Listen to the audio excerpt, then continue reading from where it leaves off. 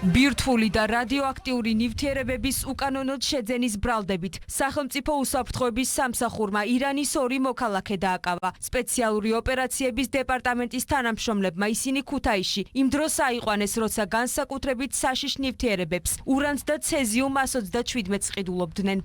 გეგმავდნენ ბირთვული მასალა ურანისა და რადიოაქტიური ნივთიერება ცეზიუმ 127-ის უკანონო შეძენას 3 მილიონ აშშ დოლარად და მის უკანონო ტრანსპორტირება სხვა ქვეყნის ტერიტორიაზე. დანაშაულებრივი გეგმის განსახორციელებლად უცხო ქვეყნის მოქალაქეები ბოლო კვირების განმავლობაში პერმანენტულად ჩამოდიოდნენ საქართველოში და აქტიურად იყვნენ დაგავებული ბირთვული მასალისა და რადიოაქტიური ნივთიერების შეძენა ტრანსპორტირებისთვის ხელსაღრელი პირობების შესაქმნელად. დაკავებულებს ბრალდება რადიოაქტიური ნივთიერების უკანონო შეძენის მცდელობის ფაქტზე წარედგინათ, რაც სასჯელის სახე და ზომად 10 წლამდე თავისუფლების აღკვეთას ითვალისწინებს.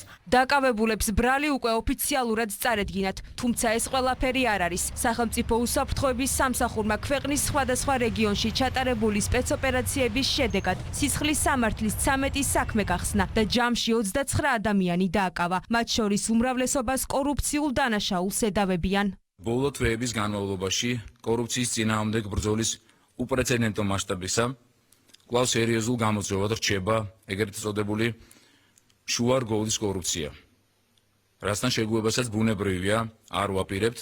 ქრთამის აღების ბრალდებით დაკავებულია ლაგოდეხის მუნიციპალიტეტის მერის წარმომადგენელი, რომელმაც მოქალაქეს ქრთამის სანაცვლოდ სასამართლოს მიერ დანიშნული სასჯელი საზოგადოებისთვის სასარგებლო შრომა თავიდან აარიდა. დაკავებული ბრალს არ აღიარებს, თუმცა მის საქმეში ერთ-ერთ მთავარ მტკიცებულებად დანაშაულის სამსახველი ეს ფარული ჩანაწერი დევს.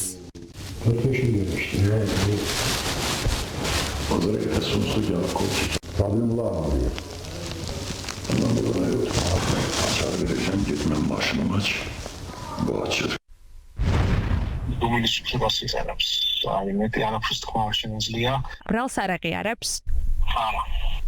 ქრთამის აღების ფაქტზე ბათუმში დააკავეს სანდასუფთავების ერთ-ერთი სამსახურის უფროსიც. მან შპს-ს ბალანსზე არსებული სატვირთო ავტომანქანებით ნარჩენების გატანის სანაცვლოდ თანხა აიღო. ირიანი მანქანა გაუპრესეთ 3 რეისი გეიჭადა. გაგეცდა გაბრიალდა ყველაფერი, აი ობიექტი დამთავრდა. ფერჩევთან ხვდით 50 ლარში თუ რამე შეიცვალა მაგაზე. არა იყოს მაი 150 თვარა სამაშიგის ისე, მაგრამ მომისმინა, ოღონდ შარიცხო უნდა ახლა 450. მიიყენებს დუმილის უფლებას და თავს არცნობს დამნაშავედ. ჩვენი პოზიცია იქნება, რომ არც ერთ სახის სამხედრო ღონისძიება არ უნდა შეეფარდოს, ან ალტერნატივის სახით შეიძლება გირაო შევთავაზოთ სასამართლოს. ქრთამის აღების ფაქტებზე დაკავებულებს ბრალი უკვე ოფიციალურად წარედგინათ. ბრალის დამტკიცების შემთხვევაში მათ 6-დან 9 წლამდე ვადით თავისუფლების აღკვეთა ემუქრებათ.